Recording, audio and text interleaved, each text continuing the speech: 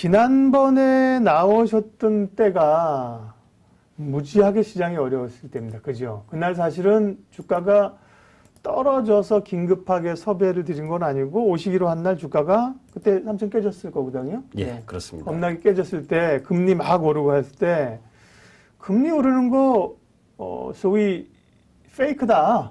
그런 얘기 하시면서 이제 쫄지 말자고 하셨는데 그러고도 몇 주 고생했습니다. 이제는 그런 걸 조금 벗어나는 건가요? 자, 이제 그때 말씀드렸었던 네. 게 2월 24일 수요일이었고, 24일이었죠. 예, 네. 그리고 코스피가 2.5% 정도 급락을 해서 네, 네. 종가가 최저가였었죠. 네. 그때 여러분들께 이제 말씀드렸었던 부분이 아직 가격 조정과 기간 조정이 끝나지 않았고, 그런 부분들을 통해서 미국 시장의 이제 금리 발작. 그래서 대부분 한 달 동안 여러분들도 시청자분들도 그렇고 방송에서 주요 내용이 계속 금리만 가지고 네. 이야기를 했었죠. 네. 그런 흐름들이 진행되면서 미 국채 금리가 1.625 라인까지 올라갔다가 이제 1.6% 부분인데도 불구하고 시장은 오히려 외국인들이 매수세가 쿼드러블 워칭데이 때부터 들어오기 시작을 했고 그 속에서 이제 연기금도 아까 이제 그 말씀하셨더라고요. 어느 시청자분이 선거철 가까워온다. 그죠? 네네. 제가 한 달 반 전에 그 얘기를 했습니다. 네. 쿼드러블 워칭 데이 이후에는 연기금이 좀 바뀔 겁니다. 그리고 그 속에서 이 외국인도, 그죠? 외국인도 지금 사실 750조 정도 보유를 하고 있는 거거든요. 네. 뭐 정확하게 제가 숫자를 계산 안 했지만 우리 시장에서 35% 정도의 시가총액 비중을 갖고 있기 때문에 그 중에 30조 매도한다고 크게 대세의 지장은 없죠. 중요한 것은 이제 외국인들이 들어올 수 있는 환경이냐 여건이 되느냐 안 되느냐인데 외국인들이 이제 가장 중요시 보는 부분들, 그런 부분들을 한번 보도록 할 텐데요. 제가 사실 제 유튜브에도 마찬가지고 또 방송 출연하는 부분에 있어서도 이미 쿼드러블 워칭데이, 그죠? 그 전날 화요일 날 2,929포인트까지 급락을 했었습니다. 그때 이제 그 박스권이 2,945포인트였는데 그때를 깨면 그 라인 부분이 오히려 주도 섹터들에 대한 부분을 매수해야 된다. 그 주도 섹터라는 게 이제 1월 11일 날 고점을 형성했었던 반도체, 그리고 자동차, 그리고 2차 전지, 그리고 성장주를 말하는 거거든요. 성장 섹터 흐름들을. 자, 이제 그 부분에 대한 부분을 제가 이야기를 하는 것보다 사실 원고 자료 부분을 보여드리는 게 낫겠죠, 그죠? 네, 그래야 이제 시각적으로도 여러분들이 다 이해할 수가 있겠고. 그래서 이제 이게 3월 11일 날 올려드린 자료인데 사실 요 앞부분은 포모 현상하고 푸드 현상, 이게 이제 투자 심리다. 그죠? 그래서 포모는 주식이 없어서 갖는 두려움, 공포가 아니고 뭐 푸드는 뭐예요? Fear, Uncertainty and Doubt라고 제가 영어 발음이 약해가지고요. 예, 이 글씨 좀 크게 할까요? 말씀하세요. 네네네. 이건 이제 반대되는 개념입니다. 이제 무슨 얘기냐면 이 고점을 찍고 1월 11일 고점 찍고 그 이전에 이제 말씀드렸었던 게 마디를 완성을 했고 2달 반 정도의 기간 조정이 있었다라는 이야기를 드렸었잖아요. 네네. 그리고 이제 지금 1월 11일부터 2달 반이면 지금 이제 2달이 지나갔죠. 3월 11일 쿼드러블 워칭 데이 이후 이제 보름 정도가 남은 상황이고 그 보름 중에 일주일인 이번 주가 지나가면 거의 이제 기간 조정이 완료가 되고 시장의 방향성을 틀 수 있는 부분이거든요. 네. 자, 이제 그런 부분에 마디가 형성됐는데 왜 2,945포인트를 깰 것이냐라고 봤냐면 그죠? 이 반도체든 그 주도 섹터 부분들을 이 1월 11일 부근에서 포모 현상에 의해서 사셨던 분들이 2달 동안의 기간 조정을 거치면서 지칠 대로 지쳤는데 마지막에는 종합주가지수까지 박스권을 깨버리게 되면 움츠러들게 되고 이제 시장 지수의 겁을 먹게 되는 거거든요. 그게 오히려 이제 매수 기회인데 이제 그런 부분에 대한 포모 현상과 푸드 현상에 대한 부분을 이제 미리 생각하고 계셔야 된다라는 부분인데 종합주가 지수는 지금 사실 가짜였던 겁니다.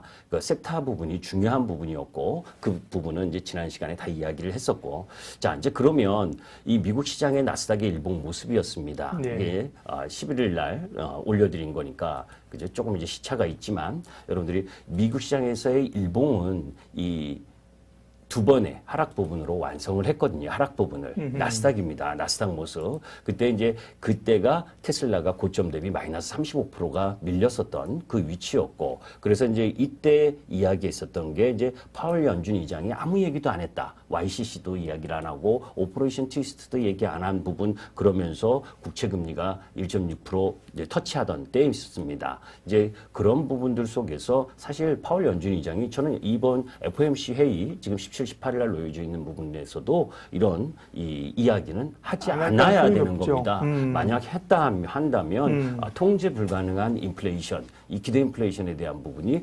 부담스러워지는 거거든요. 그렇기 때문에 이야기 안 하는 편이 좋다라는 부분이고, 실질적으로 이제 이런 이유 부분인데 쿼드러블 워칭데이 때부터 외국인의 매수세가 들어왔죠. 1조 7천억 원이 매수세가 들어왔습니다. 자, 그러면 우리가 이제 쿼드러블 워칭데이에 1조 7천억 외국인들의 매수세가 들어왔다라고 하는 부분, 그 부분이 이제 제비 한 마리 들어온 거죠. 그죠? 제비 한 마리가 들어왔다고 봄이 온 것은 아니지만 네. 서서히 봄이 올 수 있는 기운을 느낄 수 있는 거죠. 제비가 좀 큰 제비죠. 예.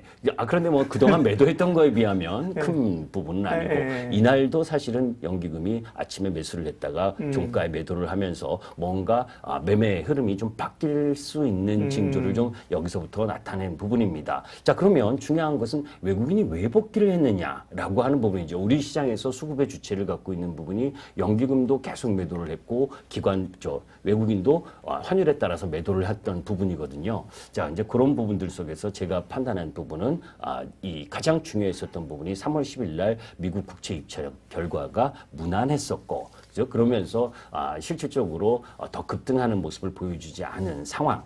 뭐 국채 금리는 뭐 여러분들이 다 이해하실 거고, 그런 가운데 유가. 제가 이 코스피 지수 부분을 두 마디 상승이 완료됐다라는 이야기를 했죠. 유가도 사실은 이 급락했었던 3월 그 마이너스로 갔었던 부분을 제외하고는 마디가 두 개가 나왔습니다. 오, 비슷하네요. 예, 그리고 그 두 마디가 나왔다는 건 이제 유가가 더 올라갈 수는 있겠죠. 그리고 다시 한번 이제 여러분들께 참고입니다. 제가 바라보는 시장의 참고니까 절대적인 건 없는 거죠. 그래서 참고 사항으로만 좀 봐주셨으면 좋겠는데, 제가 보는 지표로는 이미 그죠, 텍사스 정전이라든지 그 한파 이 부분 때문에 유가가 상승할 수 있는 요인, 거기다가 또 예멘의 반군이 아람코 정유시설을 공격했다라는 그런 뉴스 때인데도 불구하고 고점 돌파를 못했거든요. 그렇다면 이제는 좀 유가가 쉬어야 된다. 그죠? 그러면 그런 부분들은 이 기저효과에 의해서 올라왔고, 또 그 마디가 사실은 2020년 부분에 있어서 코로나19가 발생하기 전 유가까지를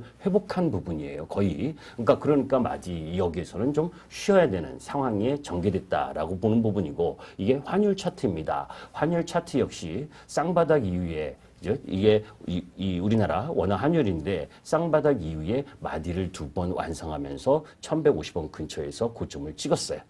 그죠? 그렇기 때문에 이제는 1130원과 1140원 부분에서 안정화를 보일 가능성이 크다라는 부분이고, 사실 이런 부분들 속에서 이번 주에 여러분들은 이 FOMC 회의, 그죠? 여기에 집중될 텐데, 저는 오히려 금요일 날 옵션 만기거든요, 미국 시장이. 네. 그 부분까지는 이 시장 이런 흐름, 그러니까 공존하는 그 가치주와 그리고 이 성장주의 공존하는 기간, 이 흐름으로 보고 있습니다. 왜냐하면 여태까지 이제 로테이션이 같이 이루어지면서 네.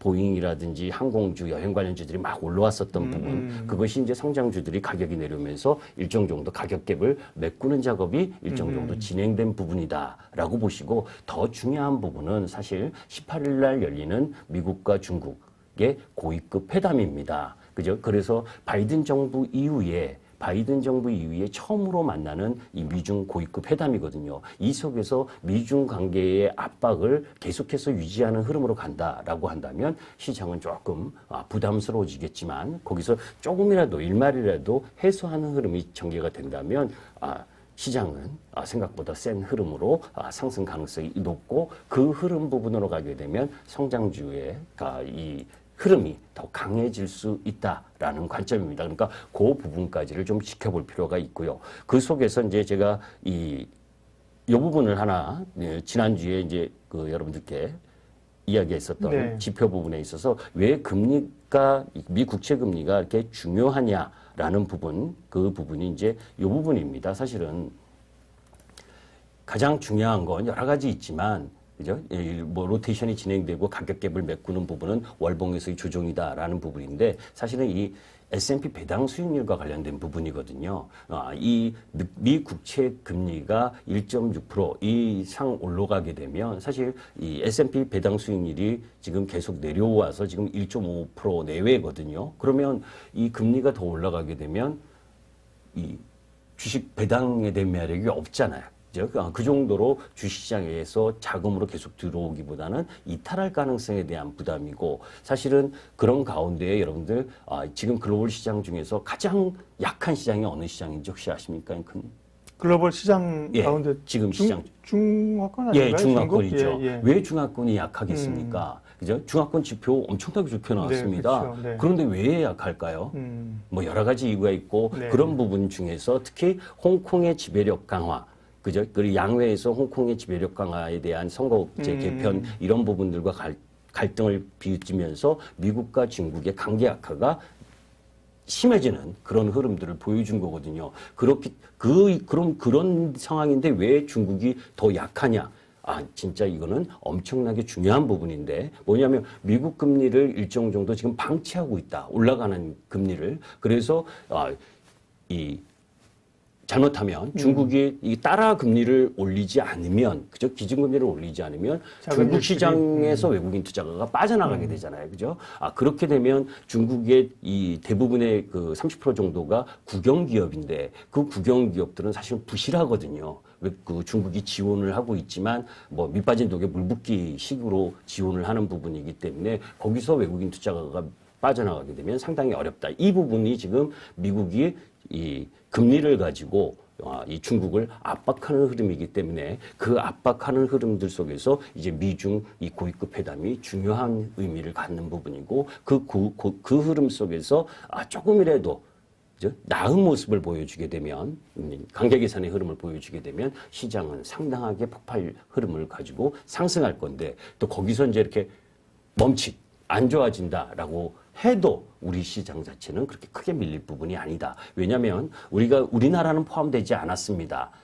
이 미국과 호주와 인도와 일본 이렇게 이 쿼드라고 해서 편성되면서, 사실 여러분들 들어보셨을 겁니다. 바이든이 행정명령에 한 달 전인가 서명을 했었죠. 무슨 거냐면 중국의 공급망 부분에 있어서, 그죠? 일정 정도 빼서 동맹국들에게 같이 하게 하는 부분, 미국에서 생산하든지 동맹국에서 생산하겠다. 그게 이제 반도체나 또 의약품 뭐 이런 쪽 라인 부분이거든요. 그게 이제 그렇게 관계가 악화가 되게 되면 반도체 섹터라든지, 그러니까 중국이 담당하고 있었던 밸류체인 중에서 공급망 부분을 일부 빼서 네. 수혜를 받을 리로케이션이나 리쇼링이 되니까, 그죠? 그 중에서는 가장 반도체 장비 부품주들이 수혜를 받을 수 있잖아요, 그죠? 오늘 공교롭게 이제 반도체 장비 부품주들이 세게 올랐었던 부분도 그런 부분이다라는 맥락으로 좀 지켜보시고, 그런 전체 흐름들 속에서 상황을 보게 되면 지금 뭐 금리 가지고 여러분들이 우려를 하지만, 그 부분은 저는 이제는 뭐 내성도 생겼고 시장에서, 그죠? 그리고 가장 중요한 것은 미래 가치도 중요하고 성장이라는 미래 가치도 중요하지만 또 현실적인 부분에 있어서의 실적 부분도 함께 갖고 있는 그런 성장 섹터의 종목 부분이라면 그렇게 겁내지 않고 이런 요란하게 시장이 금리라는 이유를 가지고 조정을 보일 때가 오히려 매수 시점이다라는 부분은 계속해서 견지하고 있는 시황관입니다. 네.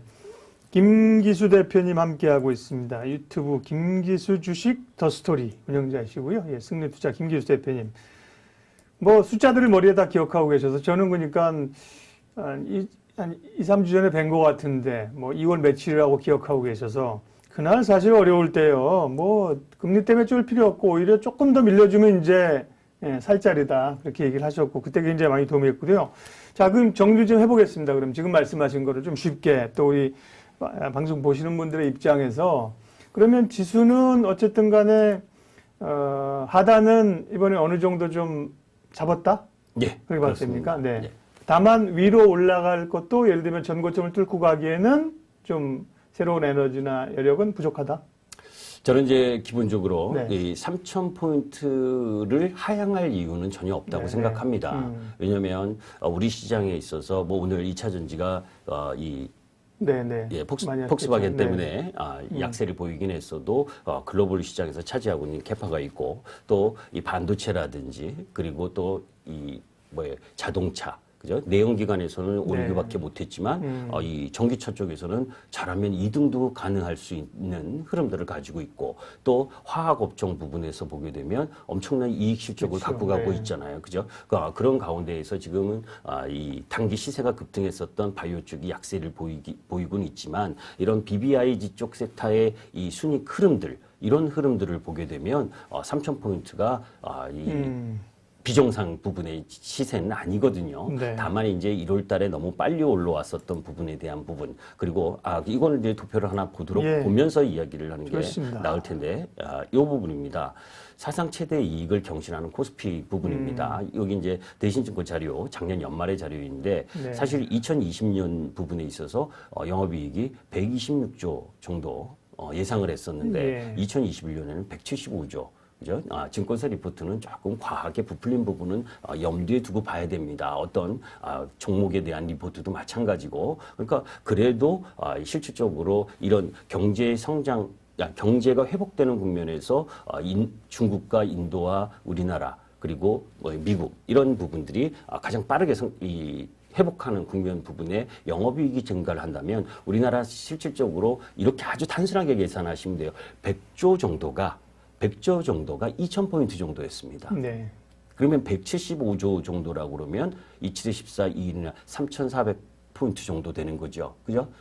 단순 우리가 이제 수치로만 계산을 하게 된다면. 그러니까 지금 3,000포인트 라인 부분이 아까 175조가 가장 높은 자리 부분이고 한 150조에서 175조를 보니까 뭐 3,000포인트 라인 부분에 있어서는 크게 두려워할 이유가 없단데 중요한 것은 지난번 여러분들이 보신 것처럼 1월 22일 날 코스피 지수가 3,266포인트를 찍고 두 달이 넘게 지금 박스권을 계속 살짝 뭐 그렇죠. 이탈을 하긴 또 했지만 그런 흐름들의 섹터 부분은 엄청나게 변화를 하고 있다는 거죠. 그죠? 그러니까 그런 섹터에 중점을 둬야지 주식 지수에. 부분에 있어서 지수만 바라보면 현혹당하기 딱 안 맞아요. 그러네요. 그래서 제가 지수는 가짜다. 섹터 전략이 진짜다라는 부분을 계속 강조드리는 부분도 그런 부분이다라는 말씀을 드립니다. 오늘 보시는 말이네요. 네. 지수는 뭐 신경 들 써도 된다. 좀 심하게 표현하면 가짜고 섹터가 어느 섹터가 주도하느냐가 훨씬 더 중요하다고 말씀하셨습니다. 그러면 유망 섹터 가기 전에 시황과 관련해서 조금 더 이제 확고하게 하기 위해서 그럼 됐고 성장주와 가치주가 변곡점이라고 그러셨는데 기존에는 성장의 유동성으로 작년까지 올라올 때 성장주들이 뭐 네이버, 카카오, 뭐 바이오 이런 성장주들이 확 올라갔었잖아요. 예. 그러다가 금리 오르면서 지금 여행이라든지 소비라든지 뭐 이런 쪽으로 가치주를 지금 축이 꽤 사실 기운 거잖아요. 예. 그러면 여기서 변곡점이라는 말씀은 다시 성장주로 좀 오려고 한다는 겁니까? 아니면 이제 가치주로 간다는 겁니까? 어떤 건가요? 지금 자, 병행하고 있다 말씀하셨잖아요. 제가 이제 아주 쉽게 이야기를 하면 이번 주까지는 병행이다. 병행. 이제 병행, 그 가치주와 성장주 부분에 있어서의 병행 부분이고 다음 주 정도로 넘어가면서부터는 바뀔 가능성이 저는 크다라고 보는데. 바뀌는 성장주가 더 위로 성장주 오른다고요? 쪽으로 더 우위 쪽이다라는 쪽입니다. 네. 왜냐하면 우리가 이제 요 도표도 하나 보고 넘어가도록 합니다. 네, 자꾸 질문하니까 도표를 보여주시네, 안 보여주시다고. 이거 사실 이게 왜냐면 이제 그 전에 자료를 만든 거고 이것도 항상 오래전 부분입니다. 네, 네. 그러니까 다만 여러분들께서 이제 보셔야 될 부분 중에 우리가 이제 코스피가 2020년 영업이익 증가율 쪽 이제 그게 운송이나 자동차, 화학, 소프트웨어, 반도체, IT, 가전 뭐 이런 쪽이거든요. 기계도 마찬가지고 2021년 영업이익률 증가도 그런 섹터 부분입니다. 그리고 2022년도 마찬가지고요. 그러니까 이런 영업이익 측면으로 바라보게 되면 이 섹터 전략이 나타나는 거죠. 그러네요. 예, 그런 그 속에서 이 너무 과열 급등을 하면 조금 비중을 줄였다가 다시 매수하는 그런 흐름들로 가는데 사실 우리가 지난 2020년 3월 19일 날 이 코스피 지수가 1439포인트, 코스닥 지수가 415포인트 저점을 찍고 올라올 때는 이 유동성, 저금리라는 부분들 때문에 사실 묻지마로 다 올라온 거거든요. 그렇죠. 예. 그죠? 그게 이제 2008년 리만 브라더스 때도 892포인트 10월 27일 날 찍고 나서 1450포인트 정도까지는 다 올라왔었습니다. 섹터가.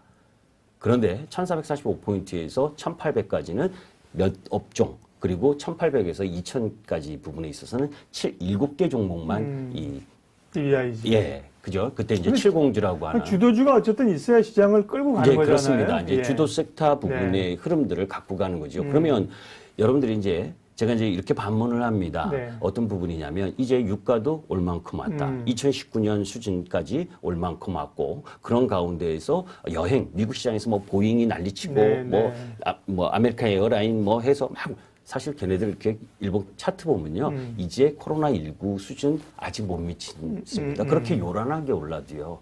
그런데 성장주는 뭡니까, 여러분들? 이미 무진장 올랐잖아요. 예. 그죠? 그러니까 어느 부분이냐면 백신을 여러분들 우리가 백신이나 치료제 그게 이제 미국 시장에서는 5월 달에 대부분 국민들이 다 받고 네. 그리고 우리나라도 이제 하는데 그런 가운데에서 앞으로 여행, 보복 여행, 뭐 보복 소비, 뭐 보복 술까지 음주까지 이야기를 하는데 자, 보복 음주를 하고 보복 소비를 한다고 해도 먹을 수 있는 양이 있죠. 그죠? 여러분들 해외여행 가시는데 우리 여권 돈 전부 다 많나요? 저는 돈이 없어서 해외여행 한 1년에 한 번밖에 안 가는데 예. 여건이 돼야지 가는 거 아닙니까? 그죠? 네. 돈 많고 뭐 한가하신 분은 뭐 해외여행 대여섯 번 갈 수도 있겠지만 1년에 한두 번 가시던 분들이 처음에는 한두 번 더 늘을 수 있겠지만 그만큼의 그 가려고 하는 휴양지나 가려고 하는 곳이 그만큼의 그 시설을 확 확대했나요? 그렇죠. 그렇지가 않다는 네. 거죠. 항공수요도 마찬가지인 부분입니다. 그렇다면 다시 되돌아가서 2018년과 19년 이 코로나19 이전에 이 글로벌 시장이 고성장이었냐? 아니잖아요. 그죠? 우리가 또 하나 잊어먹고 있는 부분이 경제활동 인구가 그렇게 크지 않다는 겁니다. 글로벌 시장에. 다만 이제 미국이나 유럽이나 일본이나 고연령층들이 많이 돌아가셨잖아요. 이번에 코로나19 때문에. 국민이 부담해야 되는 연금이라든지 이런 부분들이 조금 뭐 이런 이야기하는 게 조금 안 좋긴 한데 하여튼 뭐 실질적인 돈의 관계 흐름으로 보게 되면 그런 부분들이 있기 때문에 일정 정도로 국가적인 이 비용 측면에서는 좀 낮은 부분 이런 부분들도 있었다라고 하는 부분도 염두에 두고 알겠습니다. 그래서 이제 성장주 쪽으로 더 힘이 실어야 된다라는 쪽입니다. 네. 성장주와 가치주, 가치주와 성장주. 성장주 정신없이 가다가 뭐 이제 가치주 쪽으로 올만한데 가치주도 앵간 키 맞췄다. 그쪽으로 확 쏠려가는 게 아니라 다시 가치주와 성장주에서 성장주가 주목받을 때가 됐다는 결론이시고요. 그 이야기는 돈을 잘 번다. 그 섹터들이. 그렇죠. 예, 그겁니다. 그래서 그렇게 말씀을 하셨습니다.